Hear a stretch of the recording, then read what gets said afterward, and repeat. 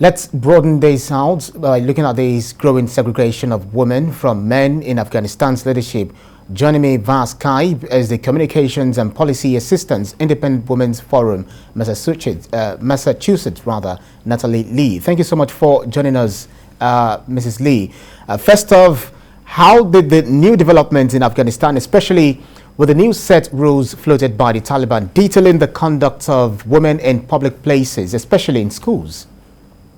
Yeah, so the Taliban said that they allow women to continue study in schools. However, they're going to separate them by sex, and then that's an issue because we just don't know how much freedom they're going to take away from women. And it's not just separating the sex in schools, but also mandating a dress code. They did say that a woman in schools, they would have to wear a hijab, and they're going to have a separate classrooms for men and women. And we just don't even know if we have enough resources to accommodate such a change, because we don't even have enough teachers. And the education ministry said that they have enough resources, but that's just really questionable. So there's that's the situation right now. Women and girls were banned from schools and universities under the Taliban rule between 1966 and 2001. Some are saying these current Taliban are less of hardliners than the previous, and that's it's a bit different, plausible looking at their kind of ideology. Does this make any sense to you? Yeah, it's very strange because it was just 20 years ago that they said that women are denied of education.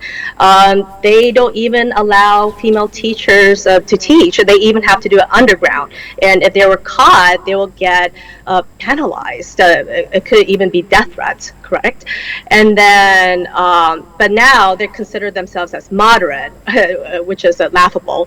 But they claim that they're going to work on what they already have and ensure that women have education.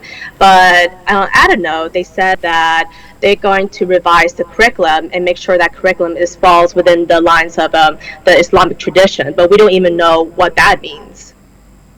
Well, do you also think the Afghanistan schools are well enough to accommodate these new set rules for the ladies? The Taliban insist there is enough female they have enough female teachers. How does this resonate with you?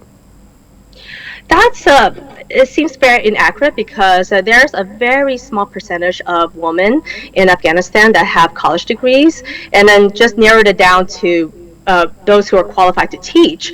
And the education ministry did say that if for some reason they're lacking in female teachers, they will have male teachers to teach female students, but they will have curtains between the male teacher and the female students, or they'll do teleconference. But we all know that in-person education is very important. That helps with learning material. So it's honestly it's inadequate currently. Looking at some Islamic countries, for instance, going to Saudi Arabia and how they treat their women and all sort of things, does it in any way compare to what we are seeing in Afghanistan? Can we compare them? It's terrifying because we're dealing with the Taliban. Because the Taliban, they changed their stances quite frequently, because it was just 20 years ago they said that they deny women of education, and now that women have experienced a lot of freedom, they took those freedom away from them. So a lot of Islamic countries, of course there's a varying levels of corruption, but the Taliban is such a very unique variable, and we just cannot trust what they say right now. They claim that they're not going to take so much away from women, but who knows what's going to happen from now till later. So if you're trying to find out or trying to assume what could come up in the future, what are the things you're looking at? Is it that we're just seeing the tip of the iceberg, what the role of women would be, the life of women will be in Afghanistan? Is it going to be harrowing for them, or is something they are going to get used to in the coming days? Honestly, I hope it doesn't get any worse. Me as a woman, I am very terrified for them. I just hope that this is it, but I'm not surprised it's going to get worse later on, and I just hope uh, that they more of their freedoms are not going to be taken away. But I have a feeling it will. Well, absolutely. Some women were seen staging a protest against these new rules. But how much do you think this would achieve under a Taliban rule? Would they listen to them, carrying placards, moving from places to places against these set rules? Do you think they will listen to them one way or the other? This is unfortunate because being able to speak up to truth and power is one of the basic human rights. As a human, you should be able to speak your mind peacefully, and that they have done so.